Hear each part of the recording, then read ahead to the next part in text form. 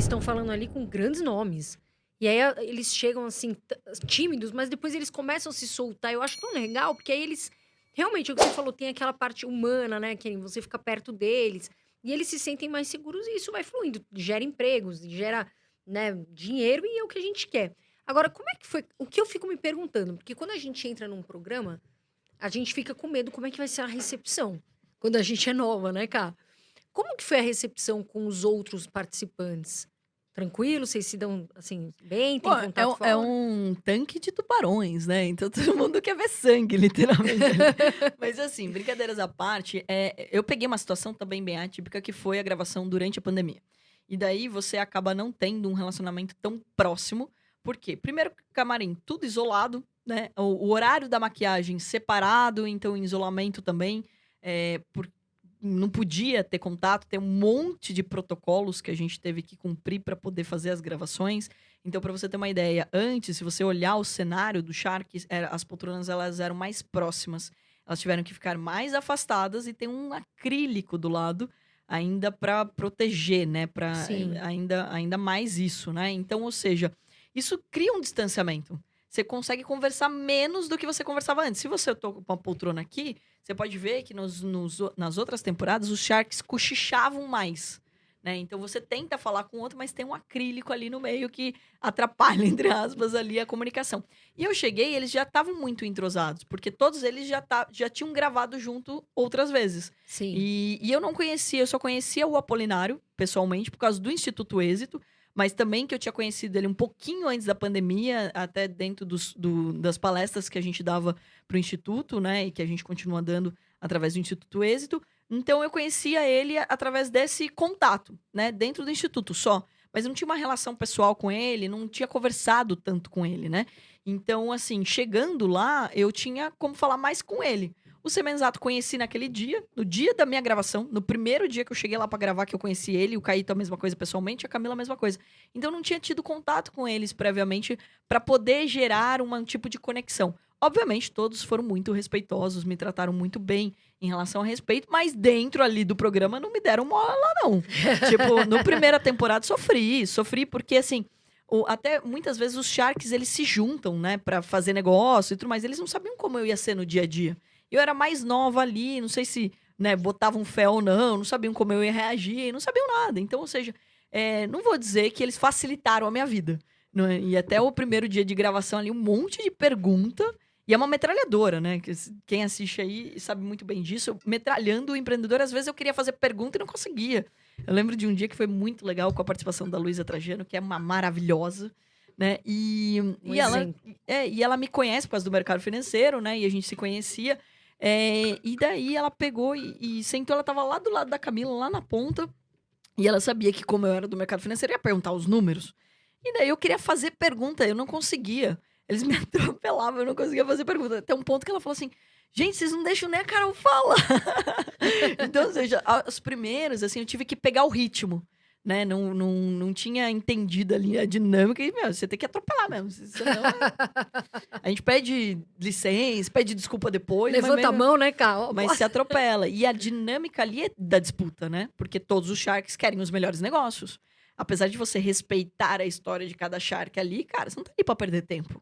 Você tá vendo um ótimo negócio passar na tua cara, você fala, meu, peraí, eu quero isso daqui, né? E teve. Na primeira temporada eu comprei, por exemplo, o E-Cooler, que foi muito legal, é um episódio bem emocionante, recomendo todo mundo assistir, porque todo mundo deu não, inclusive eu. E o cara começou a brigar com a Apolinário, ele queria discutir, né? Ele tava discutindo valuation ali com o Apolinário, e o Apolinário queria 50% e tal, e ele chegou até 25%, ele chegou pedindo 10%, mas ele queria, ele chegou até 25%, e daí o Apolinário vai estressando, eu falei, dá não pra ele, aí a hora que ele tá indo embora, eu falei, não, peraí, essa proposta é só pro Apolinário, e daí eu pego um negócio que o Apolinário tava negociando, né, então daí ele ficou me zoando depois, obviamente, falando assim, você comprou pra me vender depois, né, comprou barato, foi mais caro. Mas é legal essa dinâmica. Até essa disputa ela é saudável, né? Porque a gente tem perfis totalmente diferentes, né? Quem mais briga comigo no programa é o Caíto. Ele tá do meu Sim. lado ali, e é nítido, né? É visível. Já teve alguma treta nos bastidores, assim? Nos de- bastidores não, é só no programa. No programa mesmo. Todo mundo quer ganhar, né? No programa. E às vezes ele faz um comentário e a gente, assim, pensa, também é cansativo. Um monte de gravação, um monte de pitch. Sim. Então, assim, vai, né? E às vezes a pessoa, putz, você começa a falar e ela não tá. Ninguém quer escutar o outro Shark, você quer escutar o empreendedor. Então, você, não, tipo, você quer escutar a pergunta do Shark, mas você não quer escutar a história, porque todo mundo se conhece a história ali. Então, assim. Quando Fica você começa- repetitivo, né? porque às vezes ele vai dar um exemplo do que ele faz no negócio dele. E pra mim, tipo, putz, já conheço. Agora, eu quero saber do empreendedor, eu quero saber a pergunta que ele vai fazer pro empreendedor. E a gente tá ali pra ganhar tempo. Você não quer que aquilo seja. É uma reunião. Você não tá lá pra ter 10 horas de reunião. E mesmo porque, assim, óbvio que tem que cortar, porque senão o programa teria 24 horas a cada episódio. Então, acaba tendo que enxugar isso. Mas também a gente tem um número de gravações que a gente precisa fazer. Então, a gente precisa agilizar.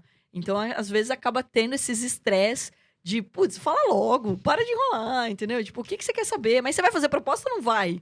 Você vai começar a dar mentoria e é natural também, porque a gente vai se identificando tanto com os empreendedores que a gente quer ajudar eles, né? E esse é o perfil que nós temos ali. Eu acho que os 5 têm esse perfil, né? Sim. Então, assim, a gente acaba querendo, e às vezes esse é o estresse, né? Pô, mas você vai falar mesmo ou você vai comprar um negócio? Então, a gente acaba tendo esse tipo. Mas no camarim, assim, nos bastidores, é muito legal, né? Assim, acho que todo mundo se respeita muito ali, porque todo mundo tem uma história.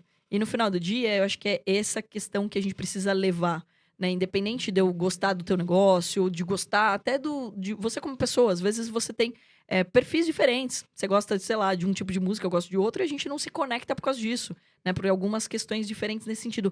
Mas a gente se respeita, porque a gente tá falando de empreendedorismo, a gente tá falando de gerar empregos, a gente tá falando de inspirar outras pessoas.